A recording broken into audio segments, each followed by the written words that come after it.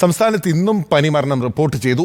കോഴിക്കോട് സ്വദേശിയായ 10 വയസ്സുകാരിയാണ് ചികിത്സയിലിരിക്കെ മരിച്ചത്. പനി ബാധിച്ച് ചികിത്സ തേടുന്നവരുടെ എണ്ണം ഓരോ ദിവസവും കൂടുന്നുണ്ടെങ്കിലും ആശങ്കപ്പെടേണ്ടതില്ലെന്നാണ് ആരോഗ്യവകുപ്പിന്റെ വിലയിരുത്തൽ. അശ്വിൻ ഡിയാഗോയുണ്ട് വിവരങ്ങളുമായി. അശ്വിൻ, മലപ്പുറം ജില്ലയിൽ മാത്രം പനി ബാധിച്ചവരുടെ എണ്ണം 2000-ന് മുകളിലാണ്.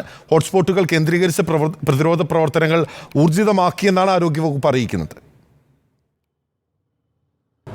ബിനിൽ, സംസ്ഥാനത്ത് പനി ബാധിച്ച് ഇന്ന് ഒരു മരണമാണ് റിപ്പോർട്ട് ചെയ്തത്. കോഴിക്കോട് എള്ളേറ്റിൽ സ്വദേശിനിയായ 10 വയസ്സുകാരിയാണ് മരിച്ചത്. 4 ദിവസമായി കുട്ടി സ്വകാര്യ ആശുപത്രിയിൽ ചികിത്സയിലായിരുന്നു. പനി ബാധിച്ചതിനെ തുടർന്ന് കുട്ടിയെ ആദ്യം വീടിനടുത്തുള്ള ആശുപത്രിയിലാണ് പ്രവേശിപ്പിച്ചിരുന്നത്. എന്നാൽ ആരോഗ്യസ്ഥിതി മോശമായതോടെ സ്വകാര്യ ആശുപത്രിയിലേക്ക് മാറ്റുകയായിരുന്നു. തുടർന്ന് ഇന്ന് പുലർച്ചെയോടെയാണ് കുട്ടി മരിച്ചത്.